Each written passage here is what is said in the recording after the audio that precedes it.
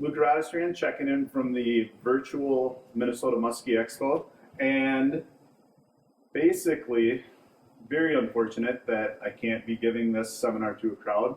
Miss you guys, so figured this was the best or the next best thing.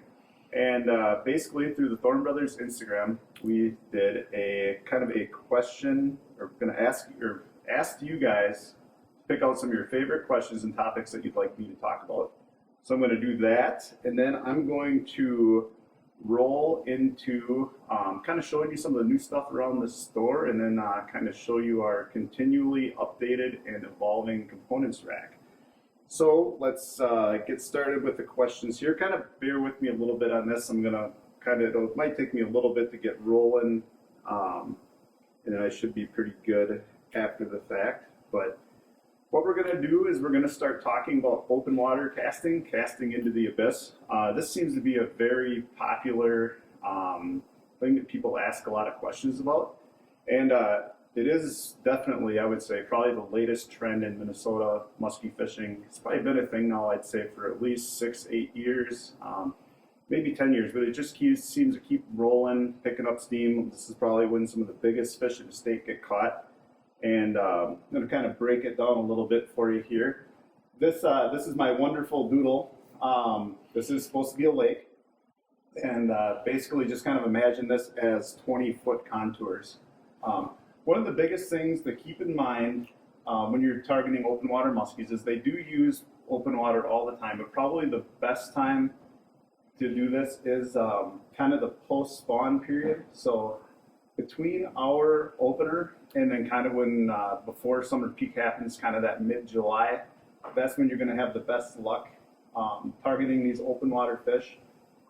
And not to make this sound any like daunting or hard, because it actually really isn't hard once you get used to it, but they can pretty much be anywhere in the lake.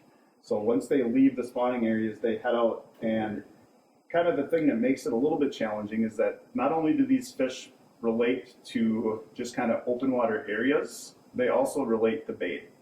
And the bait is the bait's location is driven by water temperature and bug hatches.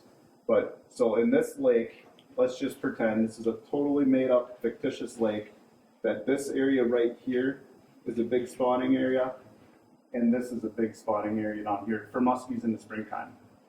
And basically, the first place that I'm going to look early in the open water season is going to be kind of right out in this deep basin right here.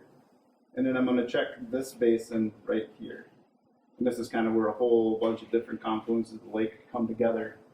And that's generally where I'm going to start. That's going to be kind of my right after opener through, like, say, 4th of July. And then basically between like June and mid-July, those fish are going to kind of spread all throughout the basin. So that's when all of this is going to come into play. So that's generally where I'm gonna look to start. And it's also really important to keep in mind when you're targeting these fish that they are going to be riding really high in the water column for the most part. I would say, in the low light periods of the day, they're going to be in 10 feet of water or less, even if they're over 60 feet of water, 70 feet of water, 40 feet of water.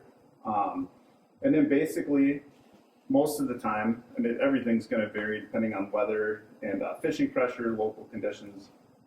Generally, when the sun gets higher in the water column, that's when those fish are going to sink down, probably right to roughly where that, where the light starts to feed at that, or starts to fade at that satiety disk reading. That's kind of where those fish are going to fall when the sun gets really high. So a lot of times in the morning, I'll start out fishing for them really high in the water column, and then I will kind of, as the sun gets brighter, the day goes on, that's when I'll push down, fish a little bit deeper. One very important thing though is that you do want to do your best to try to not target these fish if they're in any deeper water than 20 feet. That's where you're going to start to run into some barotrauma and could potentially kill some fish. If you're pulling them from too deep and in too warm water, I really don't like to pull fish, this way. I don't like to catch fish and target fish this way when the water is close to 80 degrees or even in the mid 70s. That's just not a good thing. These are kind of stressed out fish being post spawn and all, but that's kind of what I start to look for with the open water fishing. So using this same map, one of my other favorite questions that I saw was actually, where would I target muskies from shore? And that was a really interesting question because I haven't done any fishing from shore for muskies in a very, very, very long time. Honestly, probably since I was a teenager. But it was fun because it kind of got me thinking. And if I was gonna do it, how would I target, or how would I approach finding these fish? And I would say, just from taking my experience from fishing out of a boat and what I would where I would look and what I would want to do, I would want to pick days that the wind, that it was windy and I had very good weather. And I also want to look and I would try and figure out areas where with wind is going to create current and you're going to get some fish movement. And this spot right here on my fictitious lake here stands out to me, and it's a big point with with a nice flat, and the deep water contour cuts really close to the shore right here. And this area right here with some wind blowing on it, like a west wind or northwest wind, this area right here is going to get fish that are going to be traveling on it all day long. The other areas that I would look for would be like neck down areas, channel areas, especially with some wind and current. And kind of the last thing that I would do is, on like a summer, an August cold front day, in a big, sandy, shallow, flat, anywhere in here, I think under those conditions you could potentially catch muskies from shore.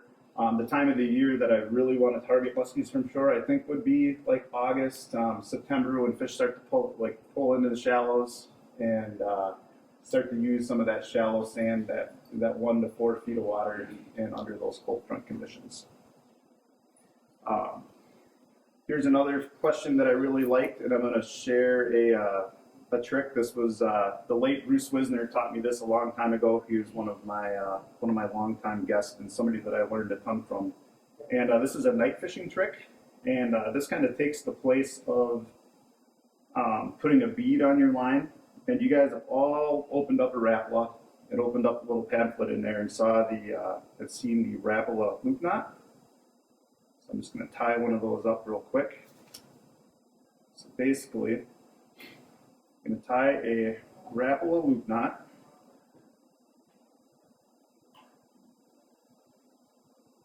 And of course, you want to trim this end out in the boat.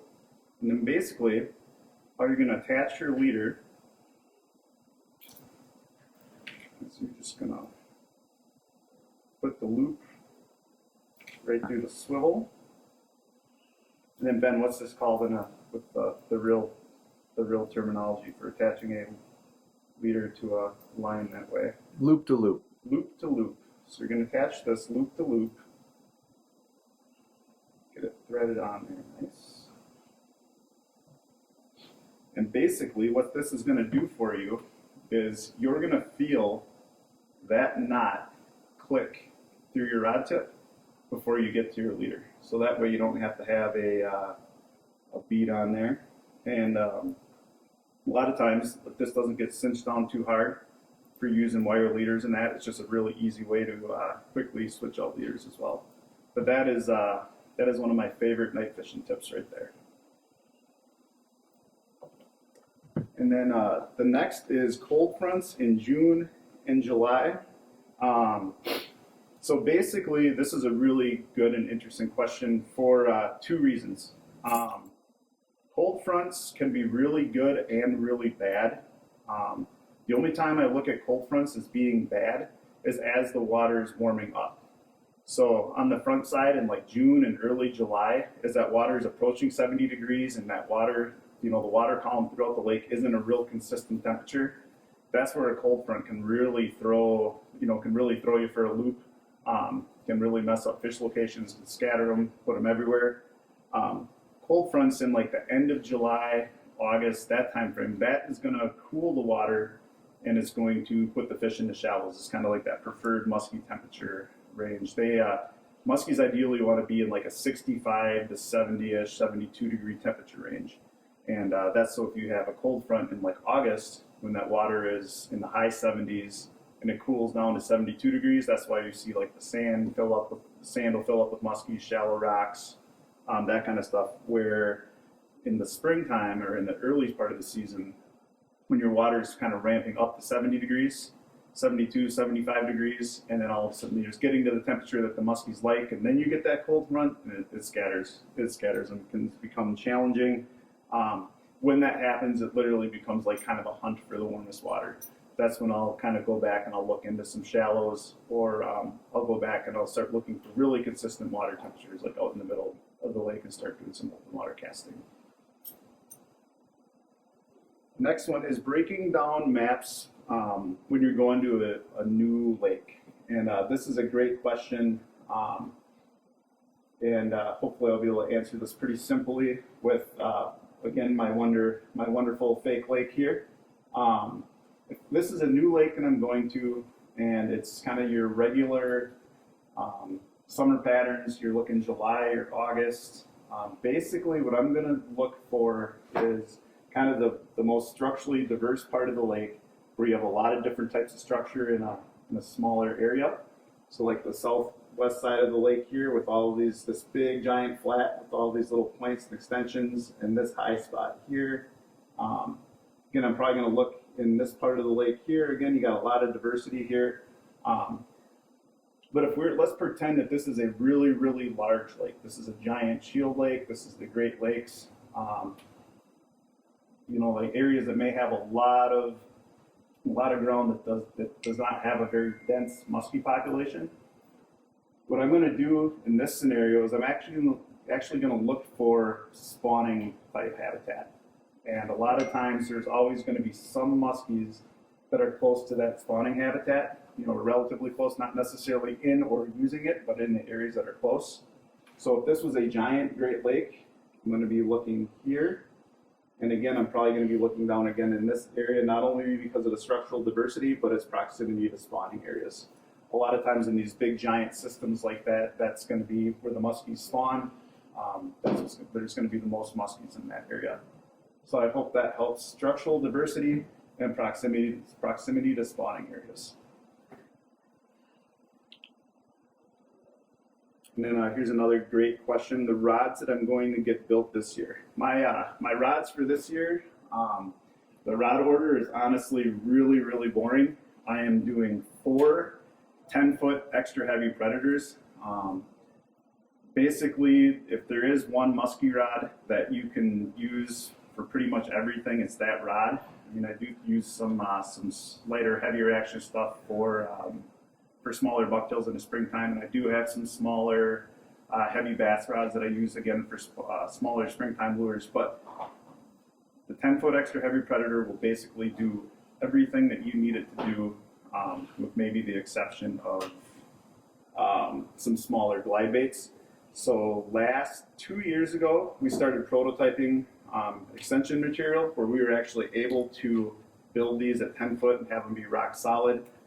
This is almost my exact build right here. I do an 18-inch rear grip with a small flare. I love the palm style reel seat, and then the half wells foregrip. Very comfortable. That 10-foot length is going to give you great figure eights. It's going to give you great castability, and it honestly, with the castability, the length, the handle length, just comes really easy casting. And not getting any younger, so I need whatever I can do to get a few more casts at the end of the day. But that's kind of my rod order for the year, and really looking forward to it.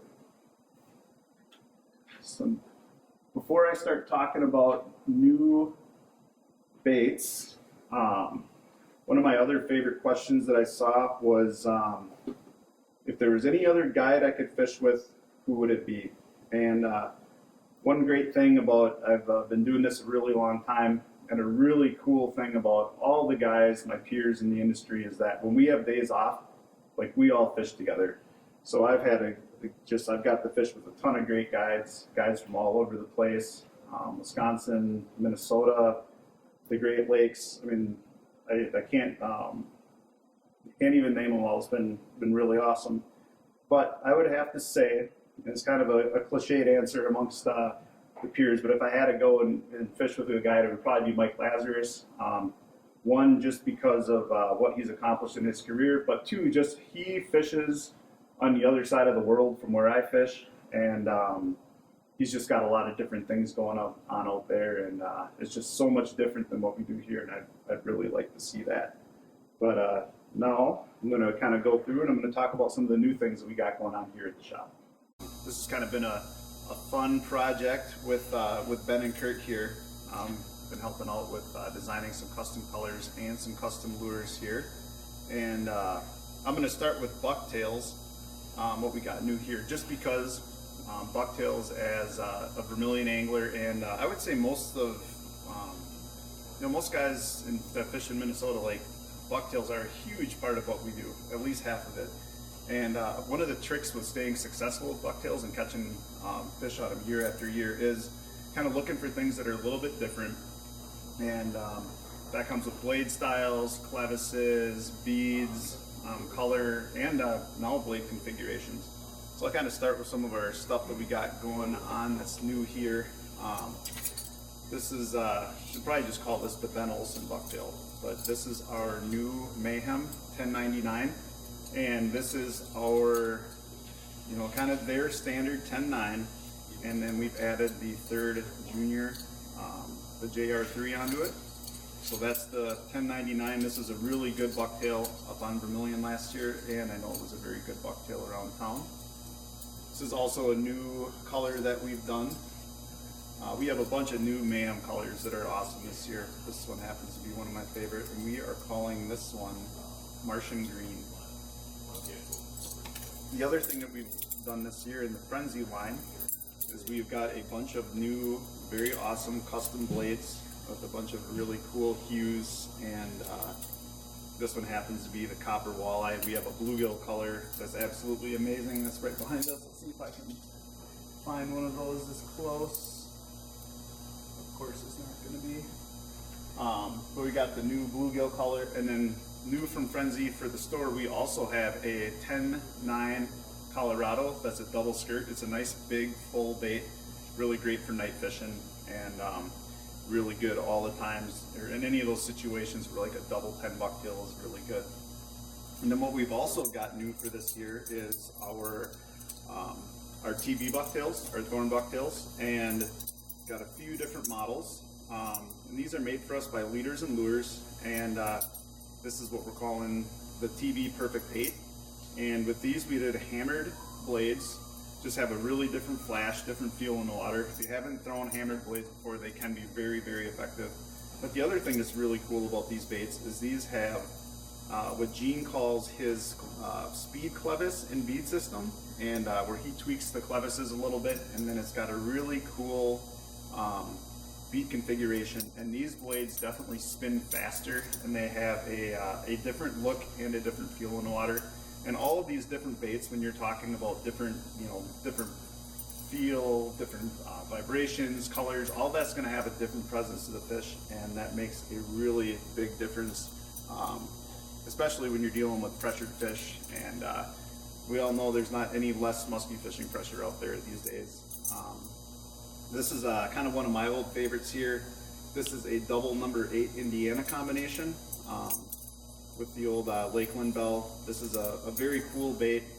Caught a ton of fish on these over the years, and number 8 Indianas are awesome blades. They just, again, a different presence. They have a little bit different pull in the water, a little bit less. We did, again, hammered blades on these, and then we have a couple different cool Flashaboo and bucktail blends, and then we also have Flashaboo and marabou blends. Very excited for these this year. Another really cool thing that we've done this year, we have really expanded our drifter lineup, and we added a couple of new colors in the 14-inch jakes and the 10-inch jakes. This one's going to be awesome, the candy corn. This is kind of a really popular color in Minnesota now, and any of the Cisco-based lakes, it seems to work really well. One of my new favorites, the white-headed walleye and the jakes. Jakes are a bait that I feel like everybody uses and catches fish on, but nobody talks about. They're definitely going to be used a lot more for me next year. They're going to be a big part of the lineup. And then we really added a lot of colors in our hellhounds. Hellhounds are a fantastic glider. Super easy to use. They have a great roll. You can work them with your reel handle. You can use them. You can work them with your rod tip. And we have some awesome colors in these. These little what he calls the hell puppies. And then with the tail on them, these things are awesome. All right. Next is our new line of Beavers. We did a few colors here. Most of these I had with with the open water in mind. Basically colors with a lot of contrast and that are a little bit lighter, kind of to look like a, you know, kind of a Cisco or baitfish look. I really do like hot colors out in the open water, especially when there's a lot of bait, kind of the whole unmatch the hatch. But again, the bright colors with a white base instead of a dark base. And then this one, this is just, will be good in the open water, but the black and orange and chartreuse is good all the time. And one other trick, is kind of like a big deal for me with the Beavers the last couple of years, is I have had a ton of success with the baby beaver. The XLs are great, but I would say I've definitely caught more fish on the babies the last couple of years. Just think it's maybe you know, a pressure thing where the fish are seeing a lot of the bigger ones. Yeah, that's my tip for you. I think I saw in the questions there was like, how do you fish with the beaver? And honestly, I don't think there really is a wrong way to fish with them. I do a lot of longer pulls, but I think one of the biggest things with catching fish on them is long pauses, and it gives the bait on that pause just a chance to work and kind of keep moving when it's not moving. I think that's a really big trigger with these. And then moving along to Musky Innovations. We have got a lot of really cool stuff for Musky Innovations coming. We have a whole pile of new colors that we don't have quite yet, but they'll be here soon.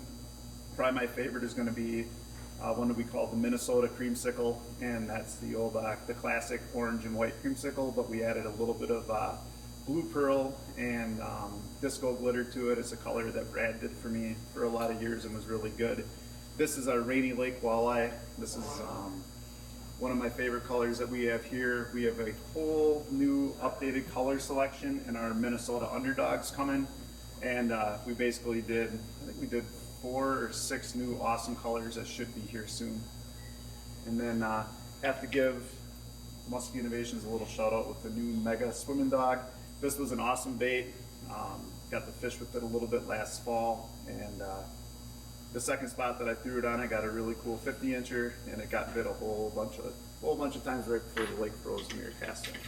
But a really nice bait. It runs at a really nice depth. I think its sweet spot is like 5 to 8 feet, but it is really easy to count down and get down and work in that 12, 15-foot range. It also swims really nice on the fall. It's got a really big, nice, exaggerated thump.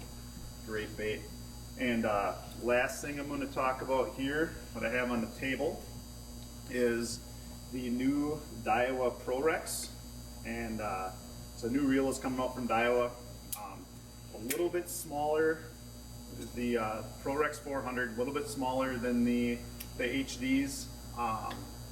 Fits in your hand really nice. Some of the differences, besides the size, is that this has Daiwa's T-wing casting system, and basically the level line folds, it opens up and basically reduces friction when you cast.